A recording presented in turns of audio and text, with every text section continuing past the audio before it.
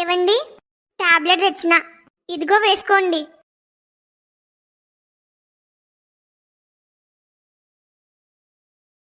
తీసుకో. థ్యాంక్స్ అవని. నా కోసం వేడివేడిగా టిఫిన్ చేసినావు, నాకి టాబ్లెట్ కూడా ఇచ్చినావు. మీకి ఆరోగ్యం బాగాలేదని పొద్దున్నే చెప్పింటే బాగుండు. పొద్దున్నే టాబ్లెట్ వేసుకుంటే ఈ పాటికి జ్వరం కొంచెమైనా తగ్గేదేమో. ఇప్పుడేమైంది? టాబ్లెట్ వేసుకున్నా కదా, కొద్దిసేపు రెస్ట్ తీసుకుంటే అదే తగ్గిపోతుంది. సరేలే, మీరు రెస్ట్ తీసుకోండి. అవని, చెప్పండి, మీకు ఇంకా ఏమన్నా కావాలా? నాకేమొద్దు. మరి ఎందుకు పిలిచినారు? సారీ అవని. ఏంది సారీనా? ఎందుకు? నా ఫ్రెండ్ రాకేష్ ముందర నిన్ను కోప్పడినందుకు. నేను కావాలని చేసలేను, వాడి మీద కోపం నీ మీద చూపించిన. ఏమనుకోవద్దు ప్లీజ్, ఇంకెప్పుడు అట్లా మాట్లాడాను. సారీ. నిజానికి నాకి మస్తు కోపం వచ్చింది. అసలు అనవసరంగా నా మీద కోపన్నారు. మిమ్మల్ని బాగా తిట్టాలి అనుకున్నాను, కానీ మీకు ఆరోగ్యం బాగాలేదని మీ ఫ్రెండ్ రాకేష్ చెప్పినాడు. అది విన్నాక మీరు నన్ను తిట్టినందుకు కాదు, మీకు ఆరోగ్యం బాగాలేదనే విషయం నాకు చెప్పనందుకు కోపం వచ్చింది. దానికి కూడా సారీ అవని. మళ్ళీ చెప్తున్నా, మన మధ్య ఎన్ని గొడవలన్నా ఉండని, ఆరోగ్యం విషయంలో మాత్రం నిర్లక్ష్యం చేయకూడదు. ఖచ్చితంగా నాకు చెప్పాలి. ఆయన ఇంకెన్ని రోజులు? మీ పల్లవి మీ దగ్గరకు వచ్చే వరకే కదా ఈ తిప్పలు. ఆ తర్వాత మీకు ఇలాంటి సమస్యలేం రావులే. మిమ్మల్ని చూసుకోవడానికి పల్లవి మీ పక్కనే ఉంటది. నా అవసరం మీకుండదు. సారీ, నా అవసరం కాదు, అసలు నేనే ఉండని ఇంట్లో. మీరు సంతోషంగా ఉండొచ్చు. ఇప్పుడు అవన్నీ ఎందుకు? మిమ్మల్ని ఇబ్బంది పెడుతున్నా కదా, సారీ. ఇంక రెస్ట్ తీసుకోండి. నా వల్ల ఒక అమ్మాయి ఇంత బాధపడుతుందని నేను కల్లో కూడా అనుకునలేను. పైకి చెప్పకపోయినా అవని మస్తు బాధపడుతుంది.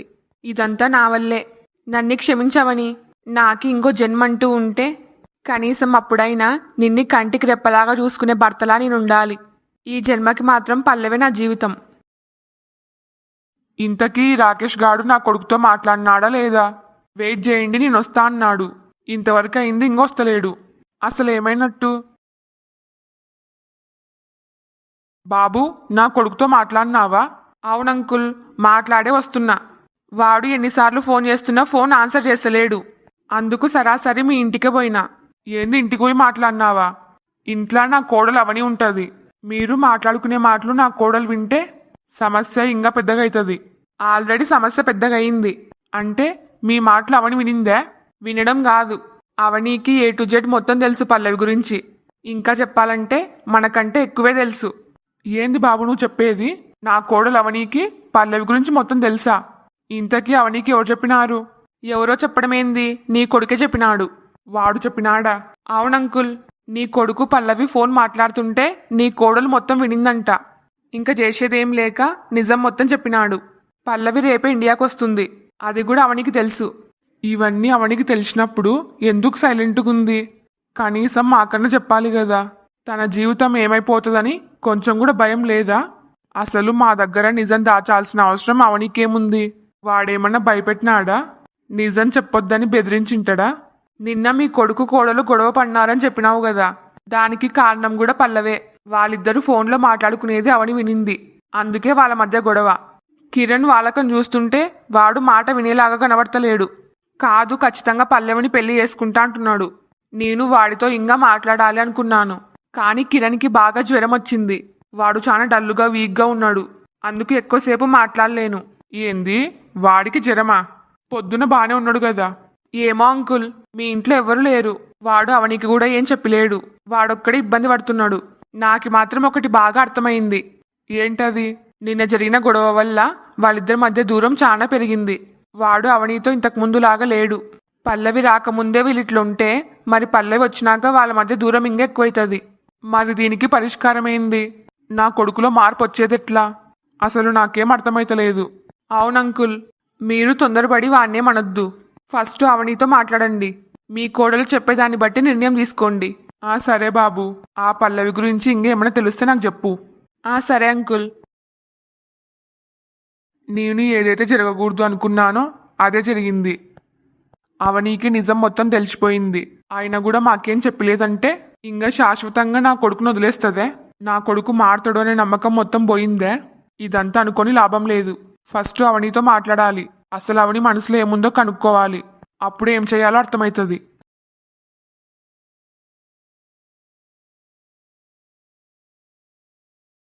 అత్తయ్య వచ్చినారా? గుళ్ళో పూజ బాగా జరిగిందే? బాగానే జరిగిందమ్మా. నేను మీ ఇద్దరి పేరు మీద కూడా పూజ చేపించిన. సరే అత్తయ్య, మీరు ఎండన పడొచ్చినారు, బాగా అలసిపోయి ఉంటారు. మీరు తిని రెస్ట్ తీసుకోండి. అవును, నేను బాగా అలసిపోయినా. పొద్దున కూడా సరిగ్గా తినలేను, నాకు బాగా ఆకలేస్తుంది. అదేంది, గుళ్ళో ప్రసాదం బాగానే తిన్నావు కదా, ఆకలేస్తుందని నాది అత్తయ్యది కూడా తీసుకొని తిన్నావు. ఇప్పుడు స్వప్న ప్రెగ్నెంట్ కదా, ఈ టైంలో ఇంతే, ఆకలి ఎక్కువ ఉంటది. చూడండి, మా అమ్మ ఏం చెప్పిందో విన్నారా? మీ కళ్ళు ఎప్పుడు నా మీదనే ఉంటాయా? నేను ఏం చేస్తున్నా, ఎక్కడున్నా, ఏం తింటున్నా, ఎప్పుడు ఇదే ధ్యాసనేనా మీకి?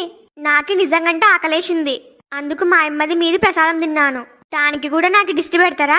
అల్లుడేదో తెలియకన్నాడు, ఇప్పుడు ఎందుకు ఆ కోపం? నువ్వు ఊకో అమ్మా, నీకు అసలేం తెలియదు. మీ అల్లుడు మీ ముందు ఒకలా ఉంటాడు, నా ముందు ఒకలా ఉంటాడు. అవును మరి, వీళ్ళందరి ముందర అమాయకునిలాగా నటిస్తా. వీళ్ళెవ్వరు లేనప్పుడు నిన్ను బాగా కొట్టి చిత్రహింసలు పెడతా. ఆ మాట నేను అనలేను. దీంతో ఎందుకు బాబు, మాకు తెలియదా మీ గురించి? నీకి నిజంగంటే ఏం తెలియదు మీ అల్లుడు గురించి. ఈ రోజు నువ్వు కొత్తగా చెప్తున్నావా? అయినా ఇంటికి వచ్చినాక నీ పంచాయతీ ఏంది? బాగా ఆకలేస్తుంది అన్నావు కదా, పోయి తిను, నాకు తెలుసులే. దాని మాటలేం పట్టించుకోవద్దు బాబు, పోయి నువ్వు కూడా తిను. నేనింకా కొంచెం ఉండి తింటలే, మీతో కొంచెం మాట్లాడాలి. చెప్పు బాబు. రేపు స్వప్నని నేను హాస్పిటల్కి తొలుకొని పోవాలనుకుంటున్నా. దీనికి నన్ను అడగడం ఎందుకు? నీ ఇష్ట ప్రకారమే తొలుకొని పో. అది కాదత్తయ్యా, మీరు స్వప్నని ఇంతకుముందు మీ ఫ్యామిలీ డాక్టర్ దగ్గర చూపించినారు. అవును. మళ్ళీ కూడా ఆయన దగ్గరికి తొలుకొని పోవాలనుకున్నారంట కదా. అవును బాబు, ఆయన మాకు బాగా తెలిసిన డాక్టర్, వైద్యం బాగా చేస్తాడు. అవునన్నయ్యా, ఇంతకు ముందు నాకు కూడా ఆరోగ్యం బాగాలేనప్పుడు ఆ డాక్టరే ట్రీట్మెంట్ చేసినాడు. మీరు చెప్పేది కరెక్టే, కానీ నా ఫ్రెండ్ కూడా డాక్టరే. ఎక్స్పెషల్లీ ప్రెగ్నెంట్ లేడీస్ కోసమే హాస్పిటల్ పెట్టినాడు. బాగా పేరున్న డాక్టర్, అందులో నాకు బాగా తెలుసు. అందుకు స్వప్నని ఆడికి తొలుకొని పోదాం అనుకుంటున్నా. సరే బాబు, ఏ డాక్టర్ అయితే ఏముంది, స్వప్నకి మంచిగా వైద్యం చేసేవాళ్ళు కావాలి. అందులో మీ ఫ్రెండే అంటున్నావు కదా, నీ ఇష్ట ప్రకారం ఆడికి తొలుకొని పో, మాకేమీ అభ్యంతరం లేదు. స్వప్న కడుపులో ఉన్న బిడ్డ ఇద్దరు క్షేమంగా ఉండేది కావాలి, అంతే. సరే అత్తయ్య, రేపే స్వప్నని సిటీకి తొలుకొని పోతా. సరే. చూసినావా అవని, స్వప్న అంటే అల్లుడికి ఎంత ప్రేమనో. స్వప్న కోసం, స్వప్న కడుపులో ఉన్న బిడ్డ కోసం ఎంత ఆలోచిస్తున్నాడో. నిజంగా ఇలాంటి భర్త దొరకడం స్వప్న అదృష్టం. అవునత్తయ్యా, అందరికీ ఆ అదృష్టం ఉండదు. అవని, నీకొక శుభవార్త చెప్పాలి. ఏంది శుభవార్తనా? ఏందత్తయ్యా? గుళ్ళో పూజారి మీ గురించి ఒక విషయం చెప్పినాడు. ఏందది? నా కొడుకు నువ్వు ఒకరి కోసం ఒకరు పుట్టినారంట. మీ ఇద్దరిది దేవుడు కలిపిన బంధమంట. మిమ్మల్ని ఈ ప్రపంచంలో ఎవరు విడదీయలేరంట. మీరు జీవితాంతం కలిసిమెలిసి సంతోషంగా ఉంటారంట. ఇదంతా మీకు గుళ్ళో పూజారి చెప్పినాడా? అవునమ్మా, మీ ఇద్దరు జాతకాలు చూసి మీ పెళ్లికి ముహూర్తం పెట్టింది ఆయన్నే. మీ గురించి మొత్తం తెలుసు ఆయనకి. ఆయన అసలు తెలిసి చెప్పినాడా, తెలియక చెప్పినాడా? ఏంది, మా ఇద్దరిని ఈ ప్రపంచంలో ఎవరు విడదీయలేరా? విడదీయడానికి అమెరికా నుంచి పల్లవి వస్తుంది కదా. అయినా అలాంటి వాళ్ళు చెప్పే మాటలన్నీ వింటే ఇంకేంలే. ఆయన వల్ల నేను ఎన్ని కష్టాలు పడుతున్నానో నాకే తెలుసు. ఏమీ తెలియని అత్తయ్య నమ్మిందంటే ఒక అర్థం ఉంది. అన్ని తెలిసి ఆయన చెప్పిన మాటలు నేను నమ్మితే అర్థం లేదు. పాపం అత్తయ్య, ఆయన చెప్పిన మాటలు నమ్మింది, కానీ అవేవి నిజం కాదని ఇంకా కొన్ని రోజుల్లో మీకే తెలుస్తుంది. అవని, అవని. అత్తయ్య, ఏమైందమ్మా? నేను పిలుస్తుంటే నీ ధ్యాస ఇక్కడ లేదే, ఏం ఆలోచిస్తున్నావు? గుళ్ళో పూజారి చెప్పిన దానికి ఇది జరిగేదానికి అసలు సంబంధమే లేదు. మీకు తెలుసు కదా మా ఇద్దరి మధ్య గొడవలు జరుగుతున్నాయని. హో, దాని గురించి ఆలోచిస్తున్నావా? నువ్వు అస్సలు భయపడాల్సిన పని లేదు.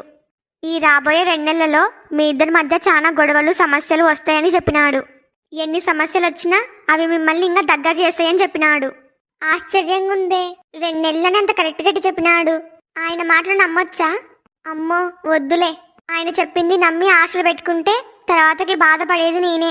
గుడికి పోయేటప్పుడు మీ ఇద్దరి మధ్య జరిగేవి చూసి బాధపడుకుంటూ పోయినా, కానీ వచ్చేటప్పుడు మాత్రం చాలా సంతోషంగా వచ్చిన. ఆ పూజారి గారు చెప్పినది విన్నాక నాకు మస్తు ధైర్యం వచ్చింది. నువ్వు కూడా ఏం బాధపడొద్దమ్మా, అన్నీ అవే సర్దుకుంటాయి, సరేనా? సరే అత్తయ్య. ఇంతకీ వాడాడుకున్నాడు కనబడతలేడు.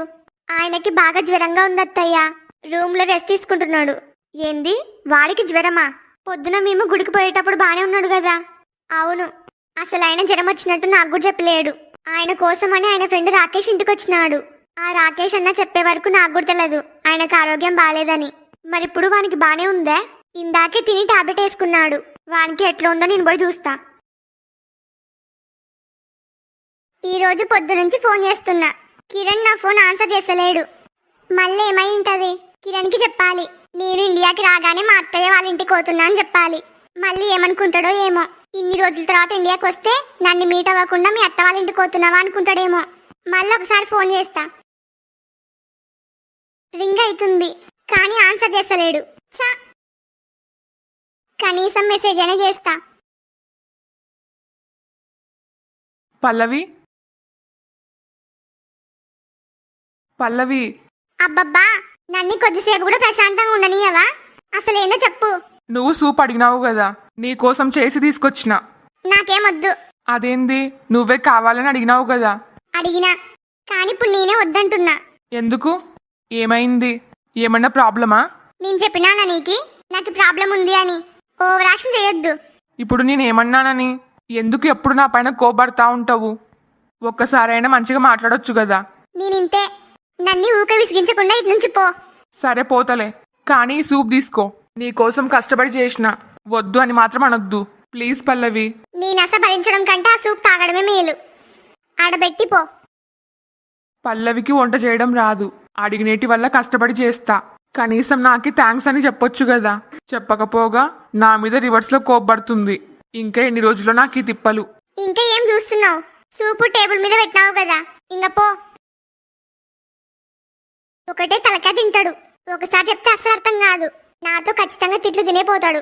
కిరణ్ ఫోన్ ఆన్సర్ చేస్తలేడని నేను బాధపడుతుంటే ఇక్కడ సూప్ తాగాలంట. సూపు మెసేజ్ పెట్టినా, మెసేజ్ కూడా చూసుకుంటలేడు. ఈ కిరణ్కి ఉంటుంటేనే మా ఆరోగ్యం వస్తుందేమో. తిరిగి నాకు ఫోన్ చేశాడు కదా, అప్పుడు చెప్తా ఈ కిరణ్ సంగతి. పల్లవి సూప్ దాగు, మళ్ళీ చల్లగైతది. నా బాధ నాకైతే నీ బాధ ఒకటి. ఈ సూప్ తాగాలి అంతే కదా.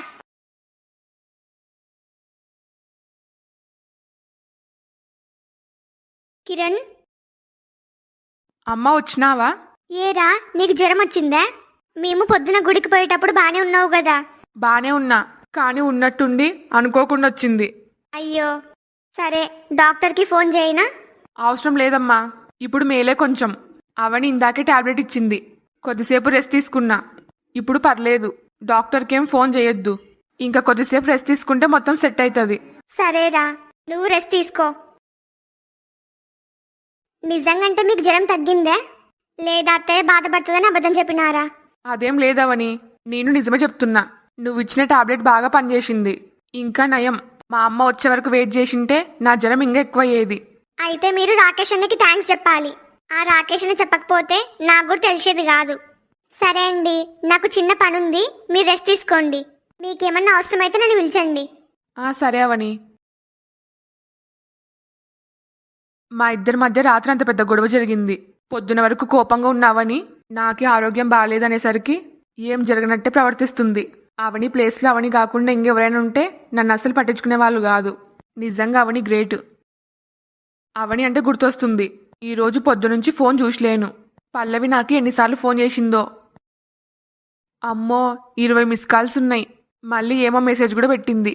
నీకి కొంచెం కూడా బుద్ధి లేదు. పొద్దునుంచి ఎన్నిసార్లు ఫోన్ చేయాలి? ఫోన్ కూడా చూసుకోలేనంత బిజీనా? ఉంటుంటేనే నీకు మాయరోగం వస్తుందే? ఈ మెసేజ్ చూడగానే ఫస్ట్ నాకు ఫోన్ చెయ్యి, లేకపోతే నా సంగతి తెలుసు కదా నీకి. Mind it. నాకే వార్నింగ్ ఇస్తున్నట్టుంది. ఇప్పుడు గాని ఫోన్ చేయకపోతే నిజంగా నా అంతు చూస్తుంది. హలో పల్లవి. రే కిరణ్, నీకు కొంచెమన్నా బుద్ధి ఉందా? ఏంది రేయా?